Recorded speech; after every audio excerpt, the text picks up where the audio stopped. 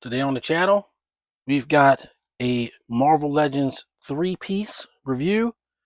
We're looking at Marvel's Whiplash, Iron Man Model 20, and Count Nefaria. The final figures from the Iron Man retro card wave from last year on Way I Got It Figured. The way I got it figured. What's up, figure fans? Way I Got It Figured, back with another Marvel Legends review. This time we're going to be looking at Iron Man Model 20 and two villains that I got along with him, Count Nefaria and Marvel's Whiplash. This is sort of a discount palooza video as well, as I received. I got Iron Man and I got Whiplash from Ross. I got them at different times. Iron Man was the last one at $9.99, and I got Whiplash for $12.99 months and months ago. For that kind of price difference, sure. Whiplash wasn't originally one that I was going to get. Iron Man Model 20 kind of wasn't one I was even originally going to get. I actually paid full price for Count Nefaria way back in like April. I've gone to a Walmart, not in my normal area, and they had one lone Count Nefaria sitting on the pegs, and I paid full price for him because he was actually the second figure priority wise out of everything in that wave that I was going to get. It was him after She-Hulk, She-Hulk being number one, him being number two. And I'll get into why as we go through the video. But it just goes to show how your priorities can change in terms of even the order if you're getting an entire wave of something, or even if you're not, if you're getting some of the figures in a wave. There's a priority order that you might have picked of how you were going to buy them, but different things change the circumstances, so you end up doing it completely differently than you thought you were going to do it. But anyway, Iron Man retro card wave. Pretty cool wave overall. Iron Man got three figures in the wave: the Model 9 armor, the Model 1 gold armor, and of course Model 20. And of course you got She-Hulk, and then these other two guys for a total of six. I think there are six guys in that wave. Whatever they are, have the ball. So the videos are all up. I'm gonna have to look. I might even have to do like an Iron Man playlist or something. We'll see. But I wanted to do all three of these at once because I honestly, one, they're older figures now. Everybody's gone on and moved on. And this one will be, besides me talking to this part, pretty quick. I'm just going to kind of go through them real fast to get them out there, give you some final thoughts. We're going to get into it really fast. So, starting off with Whiplash, who I would say is the least of them in a sense. So we got Whiplash. Whiplash's real name is Mark Scarlatti. He's like a member of the Magia, and he has a powered whip, similar to what you saw in the Iron Man movie, except they had Anton Vankoff be Whiplash, different guy altogether. He's not like super smart to make, magical arc reactor powered weapons in the comic book. He's just a dude with like a super whip. So yeah, but he's an Iron Man villain, and kind of a staple. So for Iron Man villains, so you got his whip, you got his extra hands there, and he does have, of course, the blurb of text on the back. Marvel's Whiplash. Whiplash puts his skills as a weapons developer to criminal use, taking his cybernetic whips in battle against Iron Man.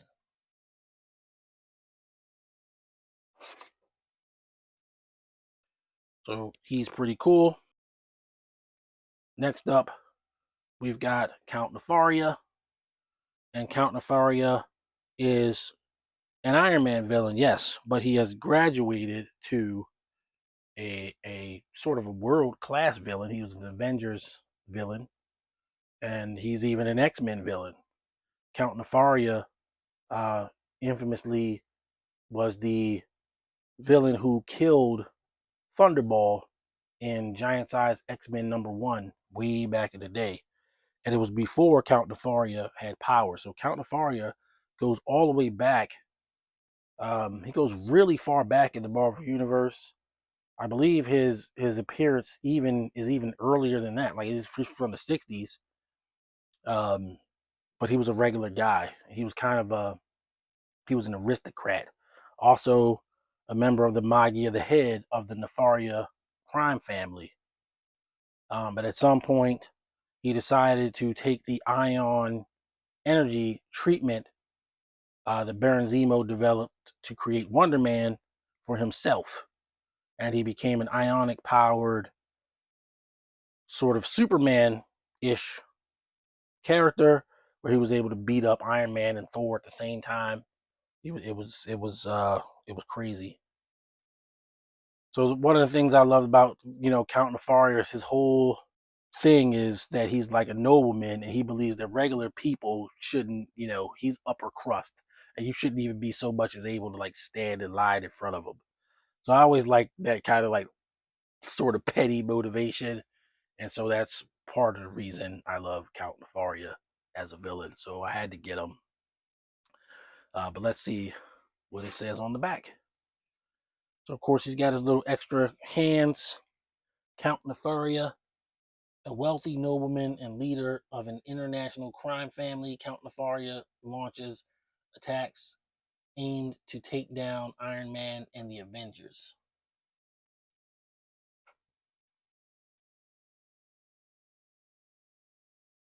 And finally, Iron Man Model 20.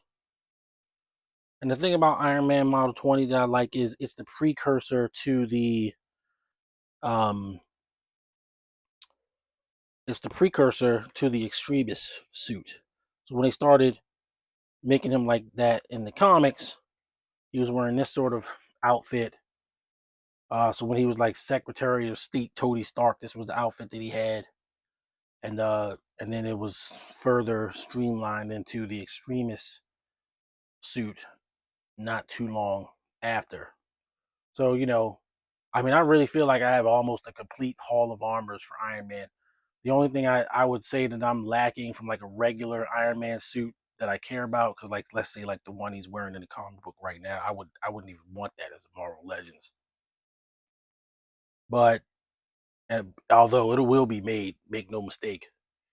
Um, but for like all the Iron Man suits that I care about, I can't think of a single suit that I don't have, other than perhaps the undersea armor and the original space armor. I'm not talking about the Guardians of the Galaxy space armor. I didn't like that. Was one that was out a few years ago. A few years ago, and I didn't like that suit very much. But for $9.99, I was certainly going to pick it up. Iron Man Model 20 with Stark's tech.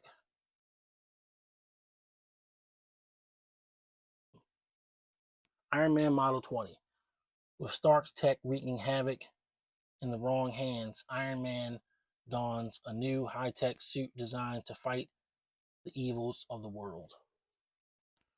So I guess maybe it probably was like Armor Wars 3, 4, or 5. I don't know, whatever we're talking about here with that, because he wasn't wearing this during Armor Wars. In fact, the Model 9 armor was what he was wearing during Armor Wars and Armor Wars 2, for that matter. So there's that. So we're gonna get all three of these guys out and check them out. Okay, so we've got all three figures out with all their accessories. I have to apologize because Count Nefaria's left hand, little clutching hand, which is identical to the one here, popped out and flew somewhere on my floor. I'll have to find it later, but I'm not going to hold up the entire video for a hand. I'm not going to do that. Um, it's fine. We got one of them. It's not the first time it's happened, but here we go. So all three of these guys, look pretty cool. I put their accessories on that, completes their looks, but they have the other things they come with. Iron Man comes with extra hands that are actually matching the ones that he has on, but in opposite. And Scarlatti Whiplash comes with gripping hands for his cybernetic whip. The head, his little ponytail, I guess we want to call it, is, you have to plug that in. And his cape comes on him, but Count Nefaria's doesn't. And Count Nefaria's cape probably is a little bit difficult to keep on him. I feel like it's just gonna fall off at any second, but that's okay too. It's all right. So I guess what we'll do is get old Count. Well, we'll do Whiplash first. So Whiplash, pretty cool. He's got all of his classic bits for his classic outfit. Eventually, he did have a second version where he has like a leather kind of gimp suit, but he still had the whips. So I don't know what they're trying to say about my man Whiplash here, but there he is. He's on like a regular Marvel Legends body. I forget which body this is, but he doesn't have butterfly joints, so it's definitely not the Vulcan body. But he looks cool. He's got his little merce, and which I think just has extra whips in it, I believe. That do different things, and yeah, you know, looks pretty cool. Gets the job done. Then we'll do Count Nefaria. Count Nefaria looking pretty cool. I really like the Paul Harding head sculpt on this one. Captures that kind of evil look. And he is on a Vulcan body. He's got the butterfly joints. I don't want to mess around too much with the articulation because, again, it's just cape. It's in there, but it's not in there all that great. If you can see that.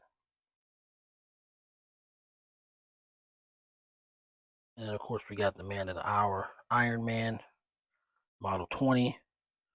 And as they usually do with Iron Mans, they do a good job with the detailing, getting the suit, whatever suit we happen to be talking about, the details right. And they definitely did that with this one. So the best thing about this video is we already got the comparisons. We don't really have to get anybody else out. So what we'll do next is get these guys, geared up or whatever and posed up and be right back. All right, so we got these three guys posed up, looking cool. Iron Man's got his repulsors, and we did a little typical villain pose for Count Nefaria. And out of all of them, the hardest one to pose is good old Whiplash. For some reason, he's just weird, little bit of weird figure there. But he looks good enough. They all look good. They do the part um, they're supposed to do. I'm certainly glad I got these guys on a discount to offset the full price purchase of Count Nefaria. But Count Nefaria, I was willing to pay full price for him. I was gonna get him almost first, as I said. So apart from his cape, everything is great with him.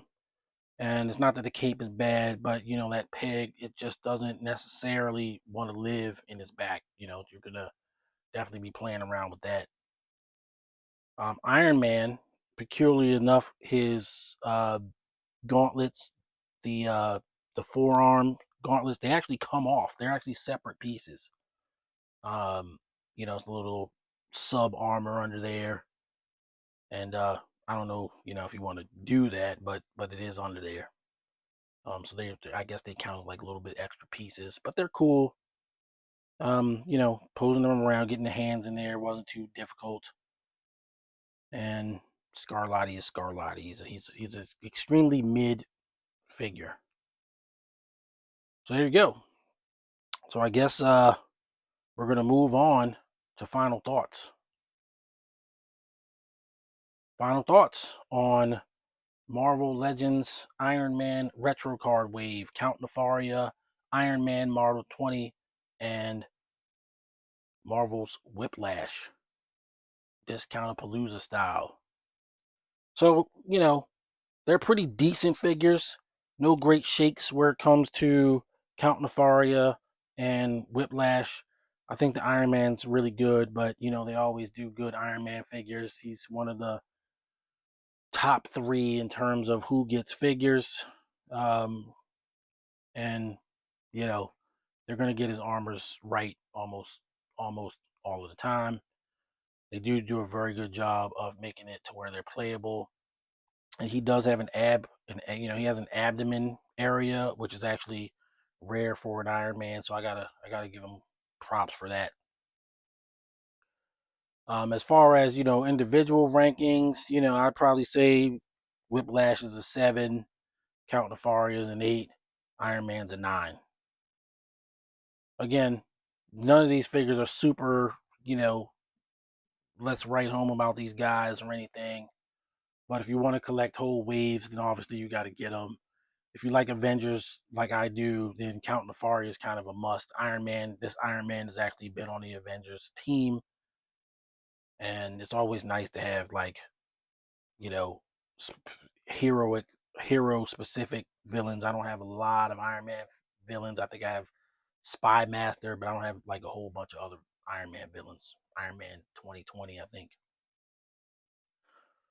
So yeah, they all check boxes. And sometimes when it comes to a Marvel Legend, that's what you're looking to do. So there's that. I guess a little bit of news now that I've opened these three new Marvel Legends figures for me. It's new for me anyway. I'm going to be definitely slowing down my uh, Marvel Legends area of my reviews. In fact, I'm probably going to be selling off a large portion of my um, collection. These guys are safe. One, because Whiplash ain't gonna be worth nothing. But as an Avengers fan, there's gonna be little to nothing from my Avengers collection that I'm gonna be parting with. Um, I built up a lot of X-Men over the last year. I won't be getting rid of any of those either. But a lot of these guys, a lot of these characters that I have that I just that just went outside of the scope of my Marvel Legends collection, I'm going to kind of be getting rid of, which means it's going to be not all that big of a reason for me to be buying a lot of Marvel Legends. I made this decision, one, because, well, I could be using the money for something else. And two, after San Diego Comic Con, which was a good thing, the upcoming Marvel Legends stuff, it's like great. But there's no way I can buy all of it. There's just no way. Not with what's going on with tariffs and inflation and all of that stuff. It's just not going to happen. And so, while I am pretty close to completing the Marvel Legends collection that I've always wanted, actually I've got way more than I ever intended to buy. I think that it's time to really start reprioritizing. So, we got all the Marvel Legends Marvel versus stuff coming up. I'm still going to be getting that. So they'll be obviously reviewed on the channel. In fact, Psylocke and Thanos will probably be Sunday. And, and figures here and there, like it started out for me. So in 2021, when I really first started buying Marvel Legends, I think I had like 5 Marvel Legends. Now I have something like 500 Marvel Legends. So I really went crazy with Marvel Legends, most of which have been reviewed on the channel, but I have some that I never even reviewed. I just was buying them. So yeah, so there's that. Enough about me. I always like to keep this channel about the toys and not necessarily about me. So that's what we're gonna do. So I'm gonna leave it there. Till next time, everybody stay safe. Happy collecting. See you on the next video. Peace. The way I got it figured.